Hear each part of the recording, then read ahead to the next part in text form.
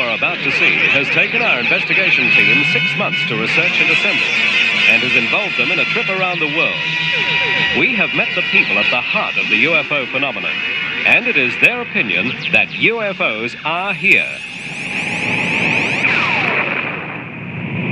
A major myth about UFOs is that only kooks, quacks, nuts, strange people believe in them or are interested in them or see them. That's absolute nonsense. Western Australia is unique in the UFO problem because per capita, I believe it has more sightings than any other civilized area in the world. I think the meaning of the word UFO is that they are unidentified. And as long as they're unidentified, we better try to identify them. And that people, waste a great deal of energy saying, do you believe in them? Well, the thing I believe in is they're unidentified. Actually, everybody I bump into is either fascinated with the subject or willing to listen. People are describing a technology, but there are really, around the technology, there are a number of psychological, and if you will, even, let's use the word psychic effects associated with it. We did not notice teeth. In fact, when Barney was lying on the table looking up, one of them appeared to have sort of a membrane which fluttered behind his lips. It looked like a thin skin. However you look at the phenomenon of UFOs, it is not the 99% you can explain, it's the 1% you can't. And in this last category, we include a sighting close to Perth in 1976. We talked to the Western Australian representative for Dr. Hynek's UFO Study Centre.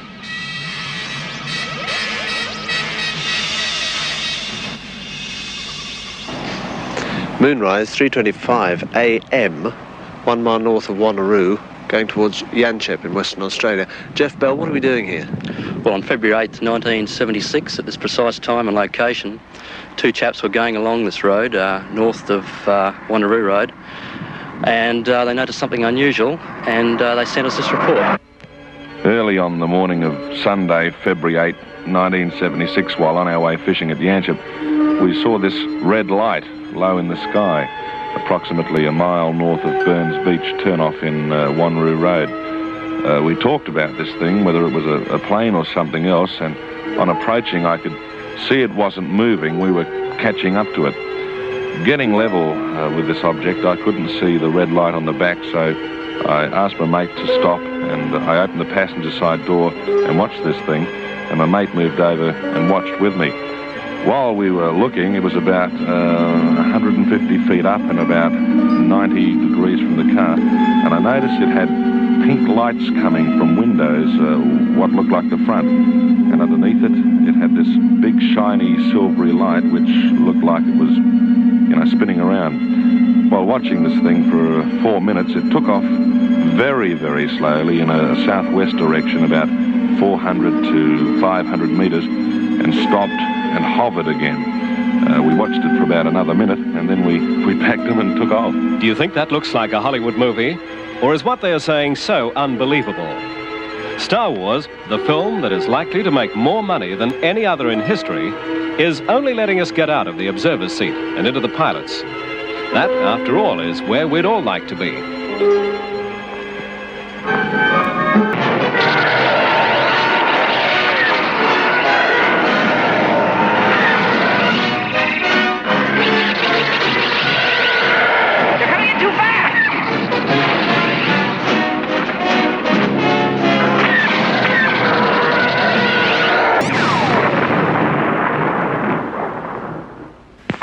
None of man's fantasies of evil can compare with the reality of Jaws.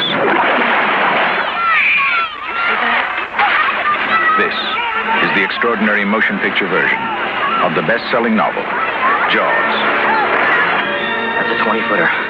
25. 3 tons of them.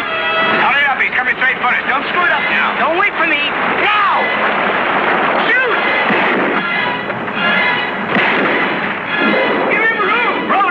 I can't, he's trying to run! Oh! Tail! Before Star Wars, Jaws grossed more money at the box office than any other film. At an exclusive interview in Hollywood, its director, Steven Spielberg, told us that while he was up to his neck in water filming Jaws, he was really thinking of his next film, Close Encounters of the Third Kind, a film concerned with UFOs. Just after Jaws finished, I came back and I wanted to relate to dry land, and I also wanted to think about Close Encounters, so I went out to Pear Blossom, which is the desert near Mojave. There's nothing around for miles, and if you want to watch the cosmos, that's the place to stand and do it. I mean, you feel like a grain of salt, and the stars are so vast. I mean, it's almost like looking down at the sky because the sky surrounds you. It's an amazing planetarium show. And I went out there, and I parked my car, turned the lights out, and sat on the roof, and looked up at the sky, and said to myself, if something comes down here right now and lands on the road, and an opening appears, would I get on and take a ride? And I thought about it, and I looked up at the sky, and I got very, very nervous because I realized that I wouldn't get on and take a ride. As a matter of fact, I was getting so nervous by embracing and romancing that thought that I got back in my car and I drove back to Los Angeles. I was terrified. Most people think the interest in UFOs is limited to a few cranks. In fact, there are thousands of intelligent people who get together at international conferences all over the world to study them. We visited one at Chicago to interview the man who for 20 years was head of the U.S. Air Force top security investigation into UFOs, Dr. Alan Hynek.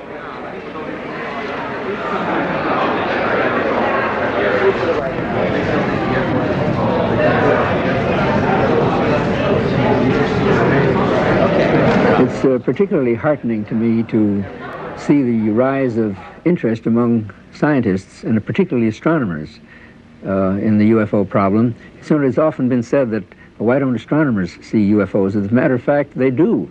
In a very recent report by Professor Sturrock of Stanford University, who queried all the members of the American Astronomical Society, found that 53% of those who responded said that, in their opinion, the UFO problem was worthy of scientific study. And what is more, 64 of the astronomers who responded gave what would be called UFO reports, objects, sightings that they personally had made at their observatories frequently, which to them was unexplained. One of the most important findings that has been made about this phenomenon is that it is global in scope. In other words, it doesn't belong to the French or the Americans or the British. There have been waves of sightings, usually lasting about a few weeks or a month and a half, over in very concentrated fashions in certain areas of the world. There have been such waves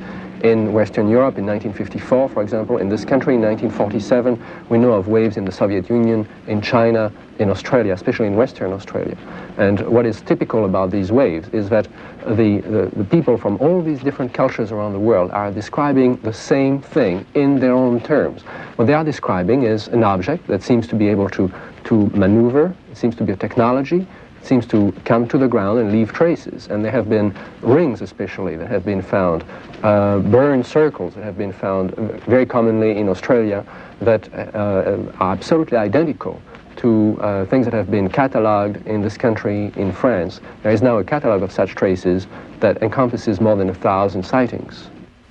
An ordinary man in an ordinary street in America.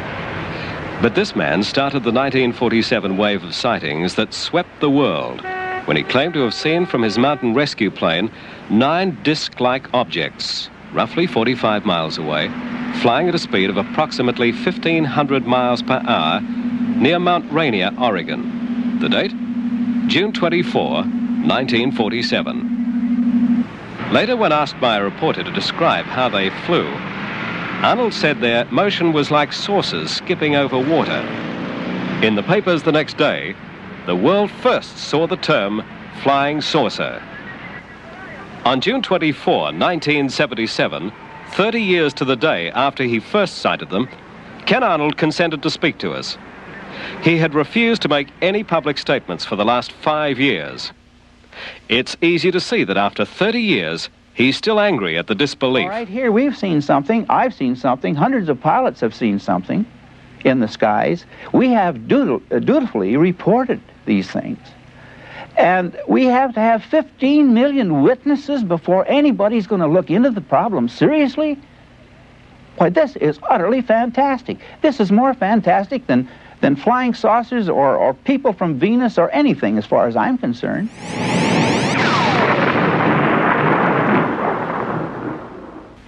Arnold's sighting amazed many people, but none more than publisher Ray Palmer. Kenneth Arnold fits into it. This is his 30th anniversary. And strangely enough, it's my 33rd, because I knew about flying saucers 3 years before Kenneth Arnold made his first sighting. In the middle 40s, a man called William Shaver had written to Palmer about his alleged visit to a subterranean culture, peopled by beings he referred to as Deros and Teros. What he wrote was to create another legend of UFO mythology. Briefly, it was the story of a radioactive flare from the sun around 12,000 years ago, which virtually wiped out life on Earth. And the survivors fled into space in spaceships, while the persons left behind, whom he called abandoned Deyo, went into the cavern world and set up a civilization there, which from that time on became contaminated because the atmosphere had to be drawn from the surface and so on in the water. So they gradually degenerated into what he called Deros. D meaning detrimental or destructive, and ro being a shortening of robot or robotic. In other words, he felt that these people were mentally controlled by robotic Deyo influences. In other words, the radioactivity in their brain made them insane. But they had at their access the wonderful machines left by this civilization which fled the Earth, which had been taken down into the caves. And among them was a craft they called a rolat. Ro again for robotically controlled, instrumentally controlled, and so on. And in the caves, they used these things, which were discs about 30 feet in diameter, to go through tunnels and the tortuous caves underneath the ground for hundreds of miles, even from continent to continent. And they were controlled automatically so they did not touch the floor, the ceiling, or the walls. And therefore, they had this flipping motion, and they went through caves where they had a right-angle turn. They traveled around 1,200 miles an hour. When Shaver heard about Kenneth Arnold's sighting, he wrote me very triumphantly and said, "You see, these rolats do come out of the caves." Perhaps the greatest surprise was when Arnold reported his sighting to the nearest U.S. military airbase. He found on the wall of the commander's office this classified gun sight photograph, which bore a remarkable resemblance to what Arnold claimed he had just seen, and Shaver had discussed 3 years before. Something else Ken Arnold didn't know was that Dr. Hynek was officially researching UFOs for the U.S. Air Force and compiling a classified report known as Project Sign, later to become known as Project Blue Book.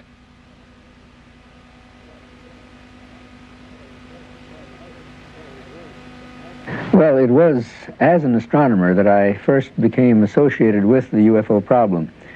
In 1948, the Air Force asked me, as an astronomer, to assist them in seeing how many of the reports on flying saucers that were coming in at that time could be explained astronomically. And one thing led to another, and I became scientific consultant to the Air Force and remained so for some 20 years. I started almost as a complete skeptic, because I thought the whole thing was a question of post-war nerves, but it was the persistence of the phenomenon, it refused to dry up and blow away, that finally led me to the belief that we had a real phenomenon to deal with. In the years that followed, Hynek was to investigate reports from all over the world. Soon, clips of film like this one began to reach him. This unique film that we've managed to obtain has puzzled scientists and experts all over the world, and to this day remains a truly unidentified flying object. Meanwhile, the media still referred to them as flying saucers. When in 1955 a group of Italian scientists and cameramen went to photograph an eclipse of the sun from 3 miles up, they were delighted to find not one, but a group of objects which they proceeded to photograph. Next week, the world's cinema screens carried the title 3 Miles Up, Flying Saucers. This year marks the 30th anniversary of the advent of the flying saucer, and that is a most unfortunate term, in my opinion, because it invites ridicule. It opens the door to a great deal of buffoonery and lampooning. It had a perfectly good history because when Kenneth Arnold described the motions of the discs that he had seen, he said that it was like skipping a saucer over water. But some reporter thought that was a very clever term, and flying saucers were born.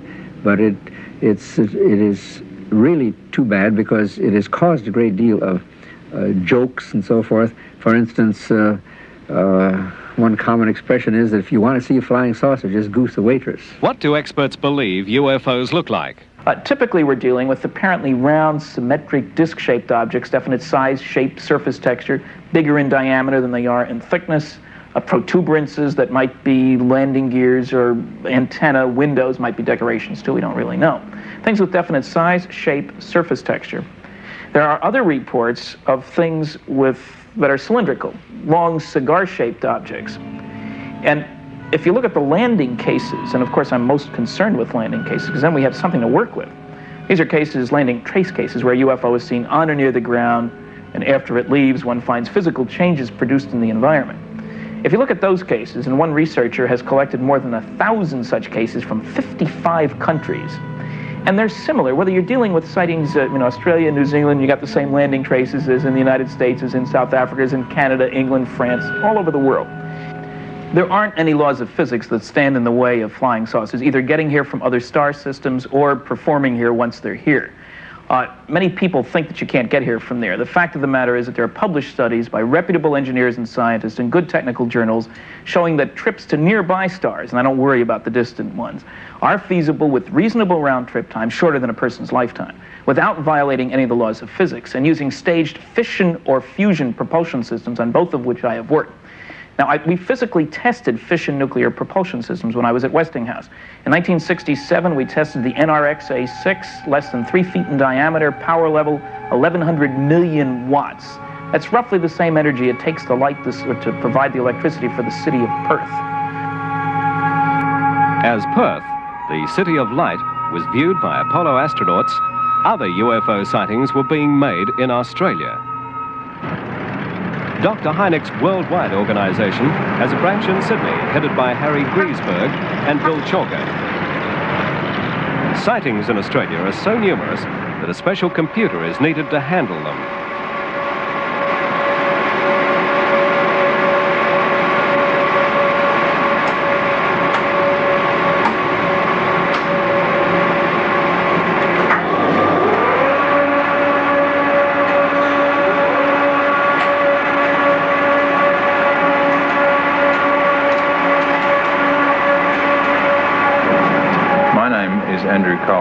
And I work with computers. I got actively involved with the UFO Investigation Centre after an experience of my own. We started out with a very small machine, which we were able to recover from scrap and make it do what we wanted to do with it. But since then the files have grown, and we now have several thousand files which we can look at and reference whenever we need.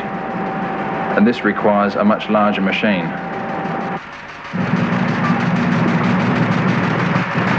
It's hard to imagine here in the middle of Sydney, amongst all this modern technology, how Fred Birmingham, a Parramatta surveyor, would have reacted to what he saw. He described seeing a strange aerial object shaped like an arc, moving in a zigzag manner and apparently landing in nearby Parramatta Park.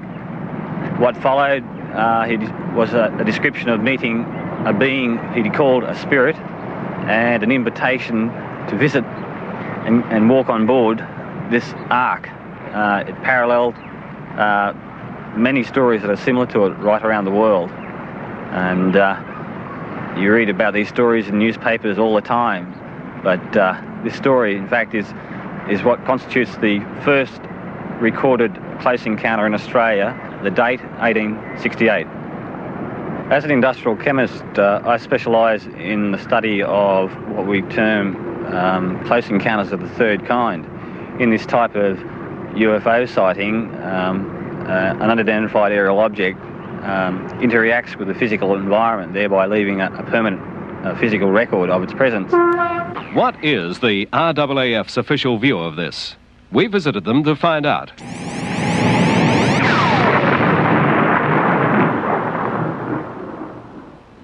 Squadron Leader White, you're with the Department of Defence here in Canberra. Is your function to deal with UFO inquiries entirely? Only partly. In Air Force Office here I have several duties, one of which is to deal with what we prefer to call unusual aerial sightings. Now you departed from UFO for any particular reason?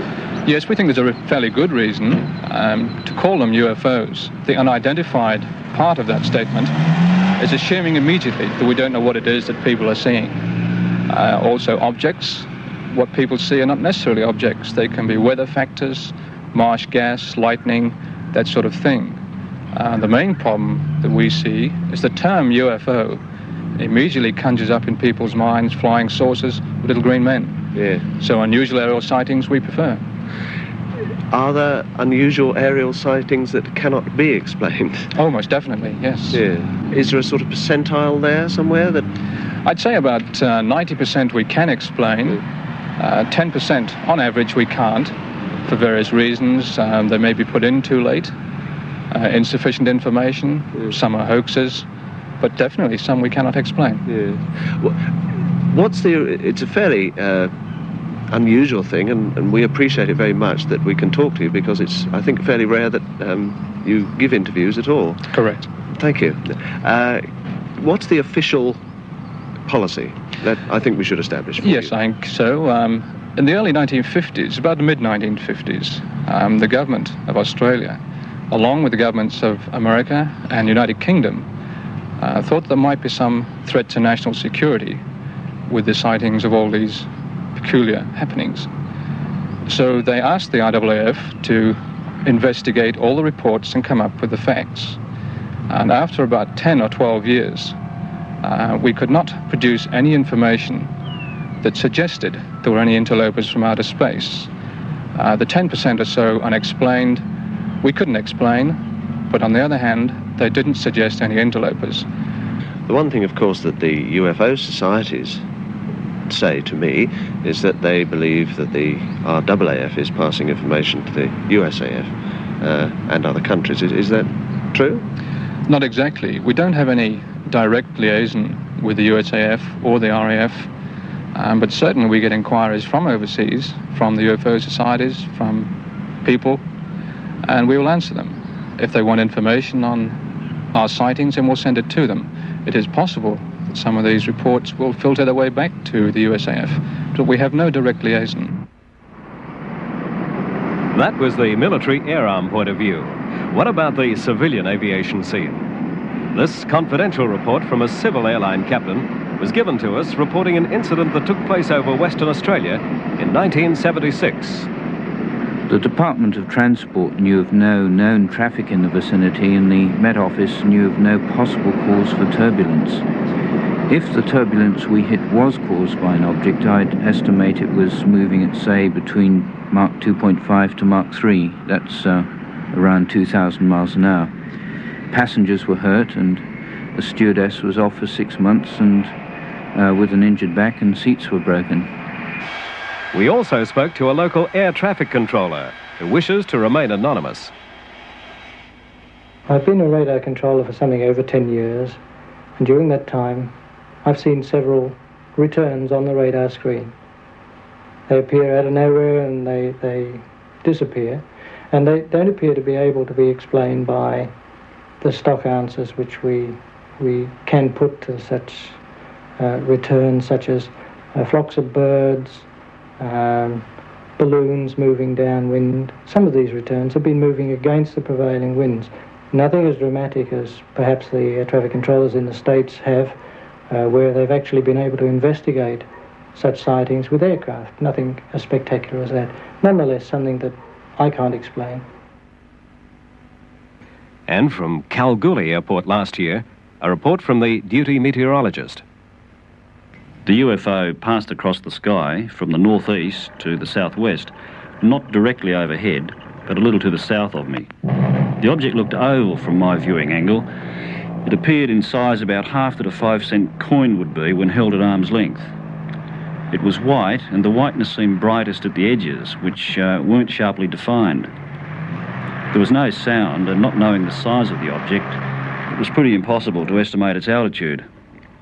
The UFO took about 10 seconds from when I first sighted it in the northeast to when it appeared to stop in the southwest at about 40 to 45 degrees elevation. It seemed to stay there for about 5 seconds. Then it seemed to just vanish instantly without moving from the spot. With a jumbo cargo of over 300 people, the responsibility on the pilot is tremendous.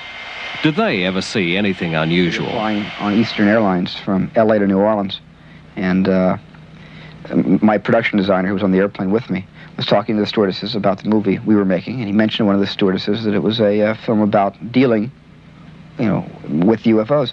And the stewardess apparently went into the cabin and mentioned this to the pilot, and all of a sudden this big steely gray-haired guy with wings on his chest comes out, the pilot of the airplane.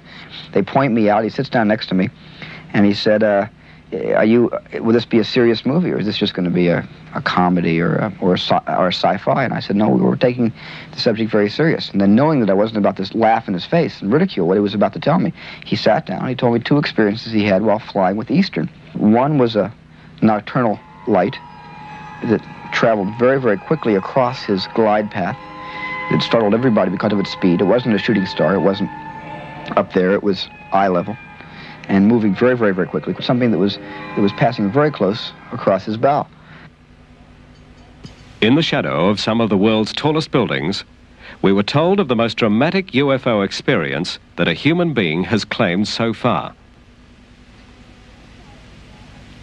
So we're traveling along when suddenly a very strange looking maneuvering craft started following us for several miles.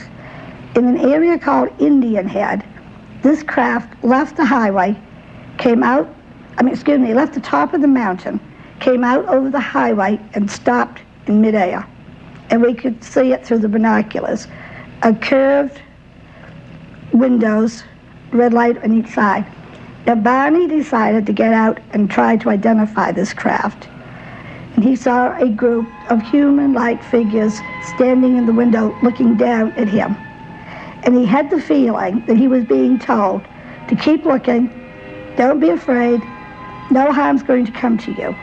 And at that point, the craft started to descend.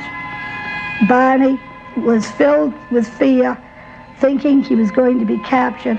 He ran back to the car, and we took off speeding down the highway. We heard a series of beeping sounds. And a few miles beyond this, we heard a second series of beeping sounds. Now later, in our investigation of this, we began to realize that we could not remember what had happened between the 2 series of beeping sounds.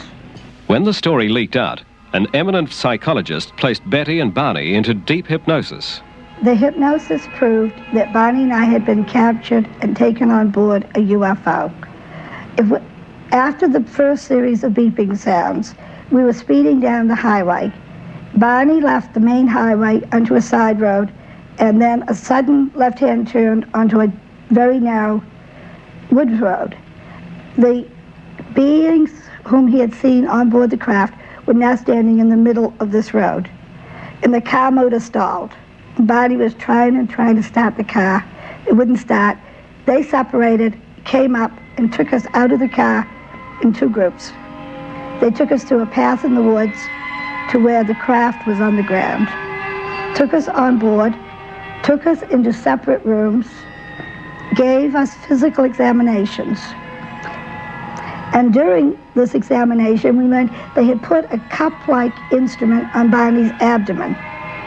Now, later, when we returned home, Barney developed a pattern of warts in a perfect circle. And we never knew until the hypnosis that that was the spot where this cup-like instrument was put onto him. Well, you're one of the few people to have met aliens. What do they look like? They all had very, very large eyes, very small nose, thin slit for a mouth, no hair, no eyebrows, eyelashes, and no this part of the ear that we could see. We did not notice teeth. In fact, when Barney was lying on the table looking up, one of them appeared to have sort of a membrane which fluttered behind his lips. It looked like a thin-skinned.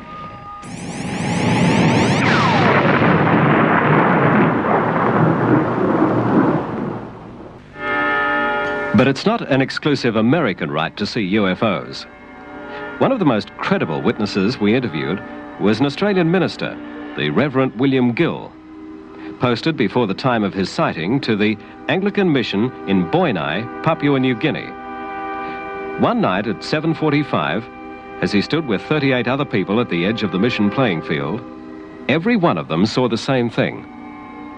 Can you imagine what it's like to look up in the sky and see a totally foreign-looking object? They're just hovering, not very far high up, maybe 200 or 300 feet up in the air, and glowing, and two bipods jutting out from behind it, from underneath it, and sparkling all around, and some figures up there. This solid-looking object, and figures walking about on top, and not the slightest noise whatsoever. And so we waved. Wouldn't it be wonderful if we could get this object down onto the playing field? And as we waved, wondering whether we'd get some recognition and whether perhaps they would understand what we wanted, they waved back. So I asked a boy to go quickly down, bring me a torch, bring me a pencil, bring me paper, and return as quickly as he can so that I can get any other events that occur and minute-by-minute movements, so that at least we'd be able to talk about it the next day. And this he did very, very quickly. He brought it back, and he brought the torch and put the torch on and shone it to the craft. And as he did so, he waved moved the torch this way. And we were dumbfounded when we looked at the craft, and the craft was as though it was responding to the torch. It began to do this too, you know, like a disc-shaped object, just moving the same way, responding to the movement of the torch. Next day, just prior to the evening service, about 7 o'clock, the thing was there again. It had arrived about an hour earlier, and we all decided to have the normal evensong that we do have on those nights, because, well, the thing was out there outside the church anyway, and we felt it wouldn't go away during the service, and it didn't. When we came out, there it was, still up in the sky. And so for another hour or two we watched, and then suddenly it did go, and there was this amazingly incredible speed that the whole craft disappeared to nothing across the bay in the matter of a second or so. From New Guinea to China, from China to Peru, native customs and beliefs reflect the history of such visits from gods of the sky. The sky spirits of Australian Aboriginal myth are these Wandjina from the Kimberley. How similar they are to our own astronauts. The UFO phenomenon didn't really start in 1947. We have many sightings from during the war, before the war, in the 19th century, and going back as far as we have records. And in that regard, I've been especially fascinated by the possible parallel between UFO sightings and folklore. If you think of the Wandjina drawings, for example, in Australia, if you think of similar cave drawings from China to the Sahara, if you think of the Celtic traditions in Brittany, in the Celtic countries, if you think of the American Indian folklore, all of those have certain common preoccupations with beings coming from the sky, beings wearing some sort of suit, beings, the whole mythology of contact between man and another culture, possibly coming from space. One night about 10 years ago in Floreat Park in Perth, Paul Moink saw something he couldn't quite explain. Paul, tell me about that. Well, it would have been around about 10 or 11 years ago. I think it would be around about 1966. I was going to bed, it would have been about 11 or 12 o'clock at night. I laid in bed, looked out through the window, and I saw this thing going backwards and forwards extremely fast. I couldn't work out what it was, so I jumped out of bed, got both my parents out of bed, and a friend who was staying with us at the time. So there's 4 of us actually seeing it, so I wasn't by myself. And we stood out here and watched it for quite some time. And we thought, what the heck is it? It was just too fast to be a jet. It was changing direction too fast to be anything but, I would say, a UFO. In the same year, this photograph, claimed to be a UFO, was taken from Kings Park in Perth, 4 miles away from where Paul's family live in Floreat Park. Well, we got a surprise because we didn't know actually what it was, and we were puzzled, and we couldn't tell the shape of it because it was going too fast, and it was flying actually like a kite, but much faster. Well, actually, when we came out here to look at it, we noticed we couldn't work out the distance it was because it was sort of about the height of those clouds there, and it was going between that lamp pole and that pine tree on the other side there, backwards and forwards, the way a kite would do if it was held there. It goes backwards and forwards like that, but it was not a kite because it couldn't go so far and it couldn't be lit up the way it was. It was yellow and was going backwards and forwards pretty fast, and well, it looked very unusual, you know, and rather interesting, but of course it was fairly late, and but it looked like a UFO. I really did think that, you know, because I'd never seen anything like that before. Honestly, I hadn't. What happened in the end, Paul?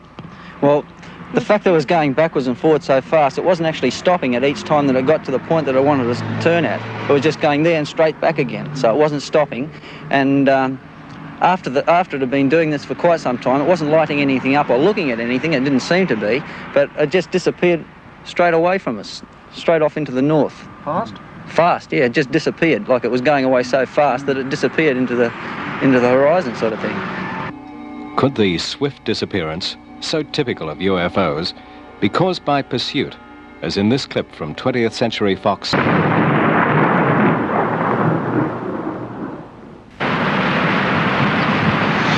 Well, it was on the 6th of January 1968, just by the edge of the riverbank near this golf course, that I witnessed the landing of no less than 2 flying saucers.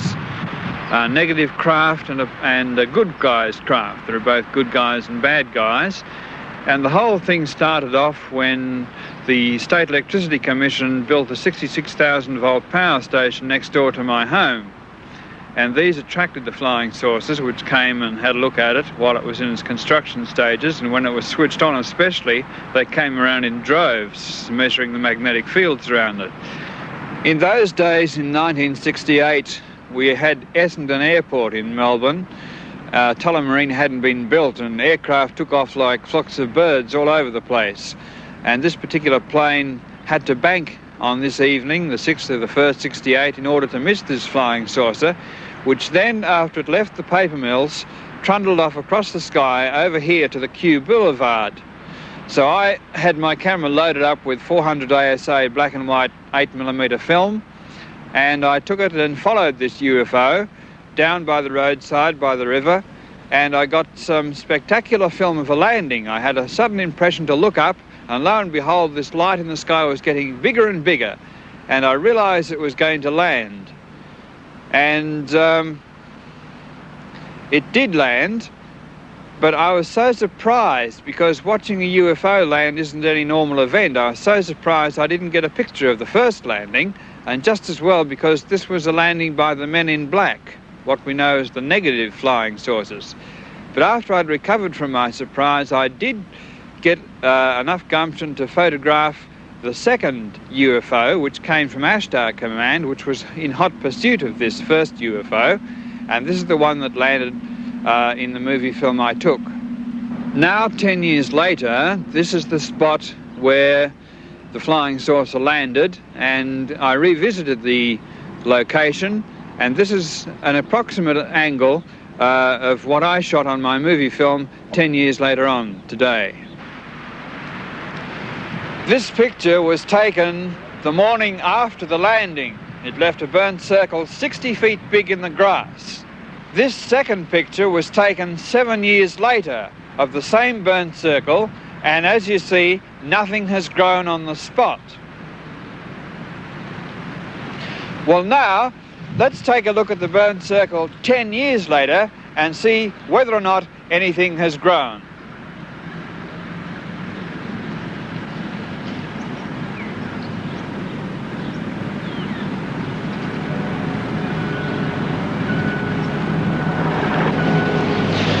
Yes, well, this is the burnt circle. A lot of flying saucer landings leave burnt circles, and nothing has grown on this one since the original landing on that particular night. And over the years, we've come back to the boulevard and checked this area and found no growth on the burnt circle. Along with Shaver, Colin Cameron claims to have had contact with the subterranean Deyos and Teros here in Australia. This belief should not be dismissed too lightly. Ray Palmer came out with some astonishing details about Shaver's experience. I think Mr. Shaver, well, he originally claimed that he spent 8 years in these caves with these Deyo and Tero people, T being integrative. And I discovered later, much to my embarrassment, that he had spent these 8 years in the Ypsilanti State Hospital for the Insane in Michigan. I contacted the doctors, and they said he was catatonic. He lived in a world, they even had to feed him, in this imaginary world of his. Except for one thing, when Kenneth Arnold saw the flying saucers, I put together 2 and 2, and I said, is the man catatonic, or is there something else going on? But I got 50,000 letters. We ordinarily get 50 or 60 a month from people who said, Mr. Shaver is telling the truth. And not only that, I have been in the caves too, and I hear the voices. I've been hearing these voices now for about the next 7 years onwards, every night. And until I started taking some infrared film, which I'd read in a book by, can't think of his name now, but Trevor James. And he had, at the suggestion of Ashtar Space Command, taken infrared photography and got these invisible flying saucers. So I thought, well, as these entities were invisible and they were bothering me, I'd try some infrared film too. And that's where I got these pictures of these entities. And after those nights, what was happening to me was I was starting to hear these voices, just like Shaver was, saying I was going to die, saying they were going to get me, saying they wanted to stop me researching into flying saucers, and generally trying to terrify me. But I was never scared throughout the whole thing. This is what's kept me going. Brilliant brains, including Nobel Prize winners around the world, are still puzzling not are there UFOs, but what are UFOs? We talked to Klaus Nobel himself. It's something that man cannot comprehend. I think it's very likely that there are unexplained phenomena, and I certainly have many times hoped that they would come and visit us now and tell us here on Earth that we are in the process of doing things that are not really in our best interest, because right now it seems like we are self-destructive, and I would like to have them to come visit us.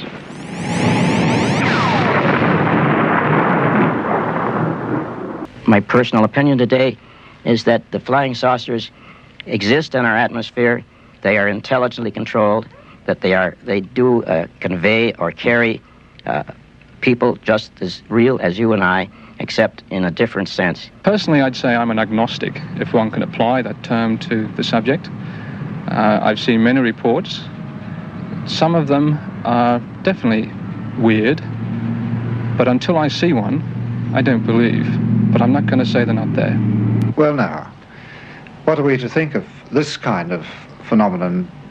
People claiming to see things such as I did. There were 38 of us, and we all believe that we saw it, but of course we don't expect other people to believe us if they don't want to. And I have very little time with the attitudes of traditional science, which behave much more like religious dictatorships in many instances than they do like open-minded scientific communities. We have to have 15 million witnesses before anybody's going to look into the problem seriously? Why, this is utterly fantastic. This is more fantastic than flying saucers or people from Venus or anything, as far as I'm concerned.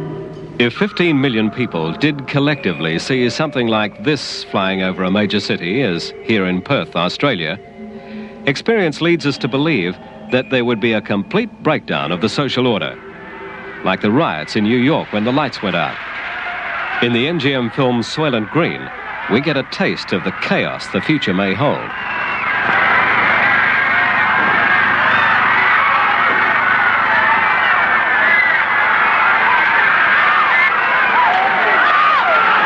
I wouldn't put it past this government that a cosmic Watergate has been underway for the last, 25 years. And at the same time, I don't think it's, I think as we're growing up, or from the government's point of view, I think we've been adults for hundreds of years, but from the government's point of view, we're still growing up, and eventually they might want to tell us something about what they've discovered over the decades.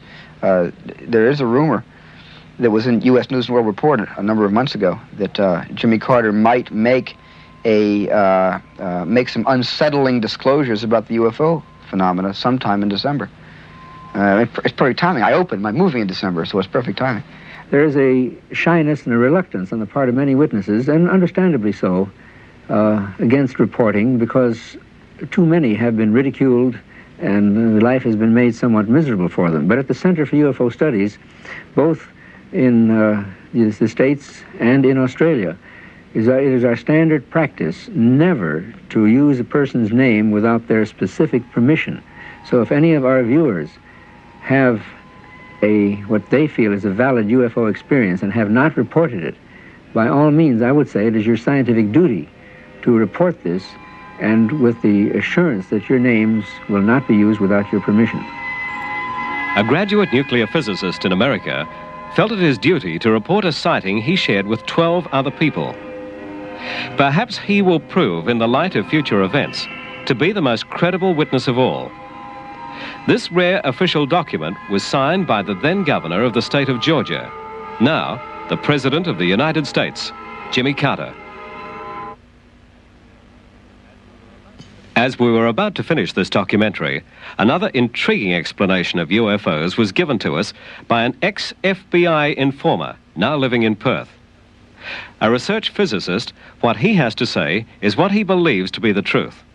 It is so staggering, we felt we should extend this program so that he could be heard.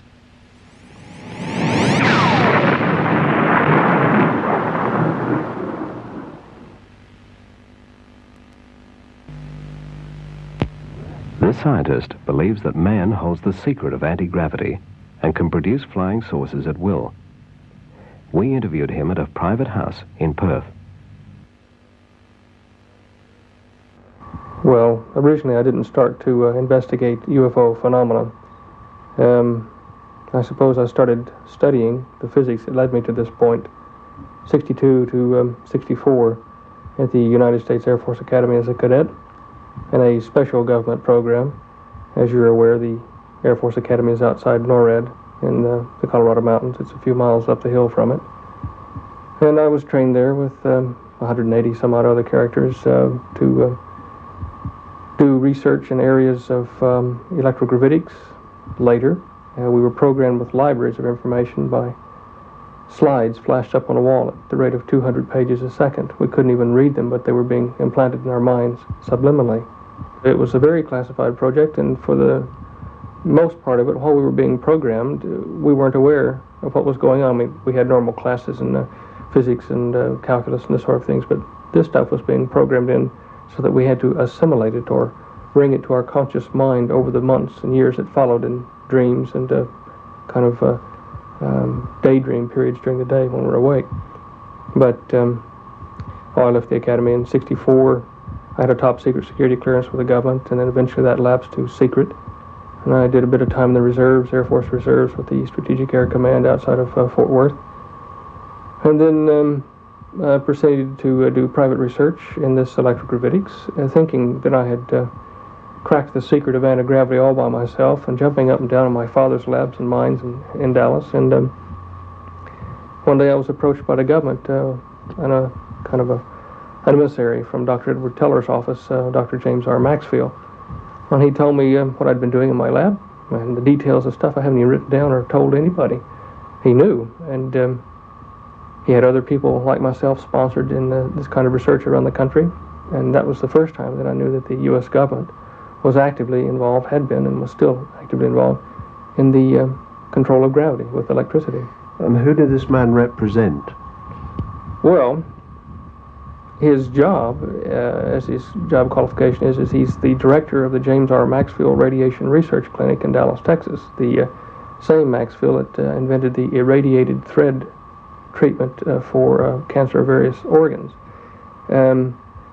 If you look at his little dossier that's in the Who's Who, you find that he was on the President's National Security Advisory Board, which is really a rather important log in the U.S. intelligence system. Kissinger would have been on the same rank.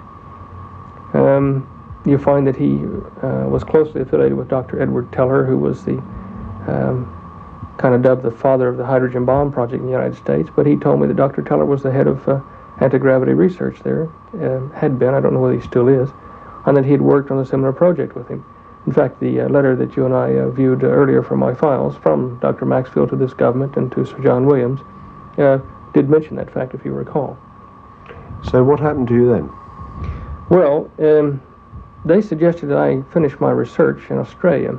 I wasn't enthralled with the idea, but Dr. Maxfield told me that I would be paid to come down and that I was to call the Australian consulate in San Francisco and ask for Bob Gray and tell him that in these words that I was a member of Maxfield's party. At the same time that I was being approached by Dr. Maxfield's party to come down here and finish my research, I'd been approached already by the FBI and was working for them as an informant. That doesn't mean that you're a trained agent. It just means that you're somewhere in industry where they need someone. They don't have time to get them in there. Informing on what? Well, the particular thing I was to inform on was the comings and goings of various people from the White House to my group of companies in Dallas, and also their connection to Israel and the Middle East political situation. And I did my job rather well, just reporting who came and went and various amounts of money and things that I did know that transferred. There were about 700 or 800 of us in the United States that were employed by the FBI in this manner. I didn't take money, I took information in exchange. But at any rate, they came and told me, the FBI did, that I had been compromised by a break-in in one of their agencies in Louisiana or someplace like that, and that I was going to get shot, and which they'd explained to me at the beginning, the risks involved, but I thought they were joking until I went back to the office, the computer division there in Dallas, and was sacked, given 30 minutes to clean up my desk and leave, and by an old friend of mine. And so he accused me of being the head of a big spy ring and all kinds of stuff. And so I left. And in fact, I didn't have my last meeting with the FBI, and I didn't have my last meeting with Dr. Maxfield. I just bundled a few things and the family into a plane and headed for Australia. I did make it, and I was quite glad to, and kept a very low profile for 7 months. But I continued to do my research, and I wrote Dr. Maxfield a letter, and that was perhaps my mistake. I said, look, I've done it. I've figured out the wave equation that we were looking for. And again, in my ignorance, I didn't realize how much work had already been done and gone before me. I was just kind of on the periphery or the edge of this whole development. That's a device to be able to make things like flying saucers fly, is it? Yes. Also, it's a device to store energy in the form of motion, like of a small star or a big atom. It's called, this is a long word, an MHD plasma, magnetohydrodynamic plasma, like ball lightning. And it contains itself. But it's a way to turn all sorts of electricity into a high-voltage battery. Now, this would have been an immediate solution for the Middle East oil blockade at that time. Now, I wrote the letter in good faith, trying to say, look, we can stop the threat of war in the Middle East by using this as an alternate energy source. It's very portable, it's non-polluting. It had some byproduct radiation problems, but things we could solve. It would be cleaner than fission or fusion. Now, that's when people here in this country, at the Aeronautical Research Labs, politicians started to get a hold of me. ASIO contacted me. Good grief. An ad infinitum chain of intelligence people, including 2 CIA people from the States. And then the FBI eventually started looking for me in this country, and that again was after the intelligence war over there, after Hoover died. And I was unable to finish my research in this country. In fact, I met many dead ends in government departments and research facilities where they told me privately, like Dr. Tom Keeble in the Aeronautical Research Labs. He told me, yes, we know about the flying saucers your countrymen have built, and in England and in Canada. And in fact, we have film records of them here in the RAAF files. I said, well, I want to stop you there. Yeah. Are you saying, Stan, that there are such things as, let's call them flying saucers, but they are built on Earth? Yes, that doesn't mean that I rule out the possibility of other flying devices or intelligent beings visiting the planet either from the oceanic bottoms or deeper areas or from other areas in space. But I am positive that we have the technology, I can even name you the companies and people involved, in making high-speed electric aircraft that do look, strange enough, like a saucer. What sort of proof can one furnish for that? Oh, good grief. The briefcase I've got down here is full of documented evidence that is not all secret. If you go to the records of the New York Herald Tribune, the newspaper, it's now defunct. I think it's being stored in the Wisconsin State Historical Society. And look for November 20th, 21st, and 22nd, 1955. There are 3 articles in a series on anti-gravity and the various companies and people involved in the research in the United States, Japan, Europe. The list is like a who's who of nuclear physics. It was written by Ansel E. Talbert, the science and aviation editor for the New York Herald Tribune at that time. You can look there. You can look in the electrical engineering index for that period between 55 and 58. That's a long time ago. Yes. 57, about March, the security curtain went down. And there were, at that time, over 100 published universities and organizations, including the Gravity Research Foundation, which is still operational in Gravity Village in the United States. There were over 100 of these things operating to develop gravity, the control of it as a power source and communication and locomotion, etc. Now, in 57, the blanket went down with security, and there was no more reported news on it to say either that it was a dead-end research avenue, that everybody had stopped working on it, or that it was highly successful and there had been a few breakthroughs. There was just nothing. It went quiet. And if you go back in the period and look, you will see that for a number of years after 57, there was no mention of this sort of research in print. Behind the scenes, there was a lot of discussion, and even MGM Studios made the movie The Forbidden Planet, revealing at that time a lot, as though it were fiction, of the technology and why it had to be covered up. I think Walter Pidgeon starred in that, and he did a good job. Prepare your minds for a new scale of physical scientific values, gentlemen.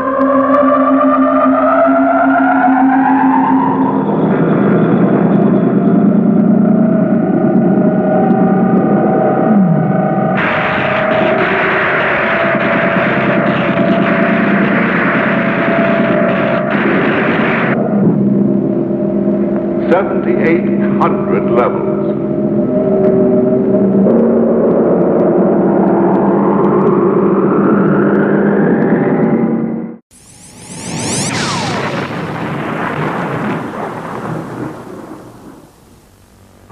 Basically, they decided that mankind wasn't ready for it yet because he proceeded to misuse it like he had the atom or the hydrogen bomb. Now, recent evidence is very hard to get. However, in this country, a little leak occurred over here with William H. Martin in the Nation Review. May of 1973 or 4, I believe. I can't remember now. He published an article on Pine Gap and how Nixon had intended to use it in 1975 to solve the energy crisis by announcing a new method of electromagnetic propulsion, which would be based from the Pine Gap facility. Well, now, from my knowledge of the technology, what small knowledge I do have from my little viewpoint, Pine Gap has all of the inherent descriptions necessary for a high voltage, low frequency power broadcast station to broadcast electricity to various receivers like cars and submarines and aircraft that are tuned to that power station. It's just a more efficient version of the Exmouth facility here up the Northwest Cape. So it's right here on our doorstep, is it? Oh, yes. The big question you have to ask yourself, Guy, is why would such a thing be kept secret? I mean, people at the levels that are covering it up, I know some of them personally, and they aren't, in my opinion, villains. They're very sincere humanists. They are trying to solve planet Earth, trying to bring unity their way. You speak of them as though they were collective rather than singular, is that right? Yes. Dr. Keeble, as I mentioned before, in Melbourne at the Aeronautical Research Lab, tried to explain to me about they. He mentioned we as though it was they. an organization, a group of scientists, academics, industrialists. He couldn't be exact. Now, he never put a name to it, but I said, well, do you mean like a club? And he said, yes, but no. We are aware of these problems, and we're trying to solve them in the best way we know how. Granted, there are things that should be kept from the public eye until we do have some sort of a unity in the world economy. But I think the manner in which it's been gone about is most unfortunate. I would not have taken the same tack myself. The power politics involved in keeping the secrets that we now have across the planet have allowed, well, in my opinion, groups that aren't capable of handling control of the planet to take power.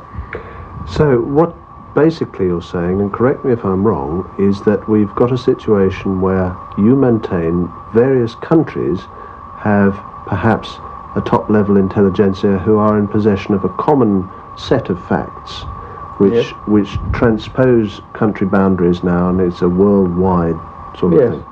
In Russia, involved in this would be the Russian physicist who's been in the news recently with the civil rights movements, Dr. Andrei Sakharov.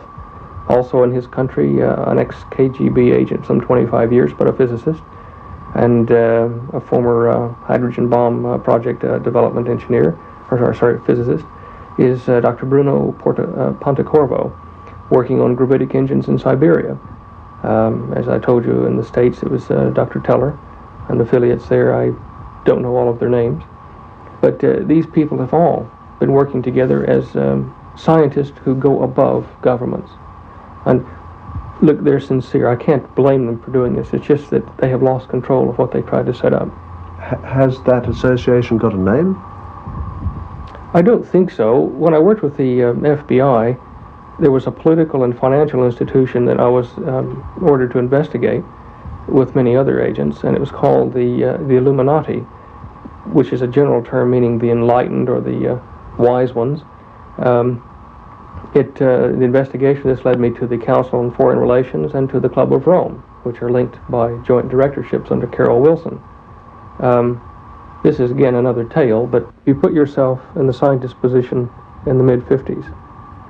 What you see is that you've got a technology that, if announced to the public, would cause mass reactions in the economy, in social moves, in cultural reactions that could probably bring about the demise of the whole human civilization. A simple example would be this. As a scientist, you come out in the mid-50s and you say, we have a process which will allow us to get rid of tires, allow us to get rid of the petrol engine, hence the petrol, hence all the dependent industries. It'll be available for you in 24 months' time. It'll only cost you $3,000 or $4,000. Now, what kind of his right mind would buy a new petrol engine car if he could have one of the new ones in 2 years that don't need roads and run on electricity and no petrol necessary? They'd all stop their buying trends, which would then collapse the economies that would be building the other one in 24 months. If you had a central world authority like Dr. Pache's Club of Rome group want, then if you announced, when you controlled all the nations and the economies, if you announced and said, we've got a new car that does this, nobody would panic because they know that if their industry became redundant, they would be retrained and paid while they're doing it in some other support industry. We don't have that facility on the planet at the moment because we're greatly disordered and many of the cultures fight against each other. Scientists, industrialists, engineers found this problem in the mid-50s. Now, we're playing their part. So we sit here and we say, how do we get world unity? The United Nations, the League of Nations had failed. You couldn't get any 2 or 3 of them to agree to turn their sovereignty over to a third party. You couldn't come out and field an army from the United Nations or League of Nations or anywhere, even a corporate army, and tell the people of Earth you're taking over, as some people have suggested the multinationals might do. You can't do that because the mass resistance would be worse than the French resistance to Hitler. It would destroy the unity they were trying to get. So by peaceful discussion over the conference table and by force, it wasn't possible. Yet as the scientific community looked at this new technology, it reached into all human endeavor, touched many points of life. They said, look, if we develop this, completely develop it into a social, technological, integrated model, away from the rest of people in islands or in back rooms, however we do it, keep it quiet even from the politicians. At some point later, after 1956, 57, 58, some point later we'll have it ready to announce to the world as a global system. Then all we've got to do is figure out how to convince them to give it a try in unity. Right, well this was 20 years ago. Mm-hmm. Are we now saying that this is approaching the time? I think we are, and it's not like some prophecy or something. It's just looking at events in the media. For the first 10 years of that 20-year period you're talking about, people that saw UFOs or flying saucers were nuts. They were played that way in the media. It was a bad thing to even talk about it. Now, toward the end of this 20-year period, if you see one, you're a great guy in the neighborhood. Everybody wants to talk to you. Everybody wants to know you. Pilots, physicists, all kinds of people are coming forward now. Presidents, dictators. Yes, I've seen a UFO. Now, to me, the shift in the public conditioning medium is to get people ready for the announcement of the new technology. Now, scientists aren't going to come out. Industrialists aren't going to come out and say, okay, here it is, children. Here you go. The new model for planet Earth using this technology must be independent of any established government or order. It can't be Russian or capitalist or dictatorial. It's got to be independent. And the only way you can do it is an external culture, whether it be called from the ocean bottom, whether it's from the Bermuda Triangle, or whether it's from outer space. They have got to see it in this way so that for a short time the masses will overlook their cultural differences to unite, to form this one world order. Then, after 7 or 8 years, if you can hold the ruse that long, you explain to them, this is how we brought peace. I still maintain I don't think that it'll work, because at the top these organizations are fighting. I'd like to ask you a direct question. You work in the field of anti-gravitics. Could you make what we call a flying saucer? Oh yes, with adequate funds and time, sure. I'd still be doing it for the research organizations if I hadn't differed in philosophy. That's where I got in trouble, because I stood up and said, why are you doing this? And it wasn't for me to know. UFOs, if they don't exist, or these electric flying saucers, if they don't exist in our current technology, I'll give it to the world. I'll be a hero, but I'll tell you right now, I don't need to do that. It's already done. This does not mean that in the past, before 47, 49, whenever the first flying saucers were supposedly sighted on this planet, does not mean that the time before that was to be explained by Earth technology. It wasn't. Even back in the Bible, in Moses' encounter with God in the flaming bush, and don't walk on this ground with your shoes on, take one off. It sounded like he was in a field at any rate. Ezekiel's flaming chariot. You go back thousands of years and you find we had encounters with things that could only be explained in their own words as being from the heavens. In the last 2,000 years after the birth of Christ, we find that these encounter cases were, many of them, more bizarre, where they didn't have the same good side to them. People suffered headaches, some cases disappearance, livestock were cut apart and the blood drained out of them. You see it quite frequently now. It seems as though the more recent contact cases from these extraterrestrial origins have been malevolent or bad, whereas the Old Testament versions were benevolent or good. We do have the technology now to give UFOs, or the electric flying saucers, to the world. It is when I say we, it's a joint scientific effort from many of the countries of the world: Russia, United States, England, Canada. Now, it is just the manner in which to announce it. What we have here is the tip of the iceberg with the anti-gravity device, the flying saucer we've been discussing. There are many other things that the technology offers. New medicine, which allows limbs to be regrown through electric field processes and plasma research, bioplasma, the tissue restructuring. We have devices which can transmit power around the entire planet without wires, so that you can tune to electricity stations like you would tune to a radio station, but it would run your house or your caravan or wherever you are in the bush or the water or the air. We have theory now, but I don't think any practical devices that would allow us to go faster than the speed of light and traverse many light years of distance in a very, very short time, using the same technique that we used to break the sound barrier, where we warp the shock wave. Perhaps this is where Star Trek developed their terminology, warp factor 1 and warp factor 2. We have devices to make weapons, which is an unfortunate thing. It could be used for other applications, but in transmitting power in little hand or backpack units, or even on tops of the decks of ships that shoot smoke rings or charged particle rings like smoke rings at targets long distances away and strike them with enough force to electrocute or burn the target, depending upon what frequencies are used. There are numerous things. There is even a way to use this process to control mines at a distance of 10 to 15 miles from a central transmitter, where people aren't even aware of it during their sleep, somewhat like post-hypnotic suggestion. This, in the wrong hands, is not a good tool.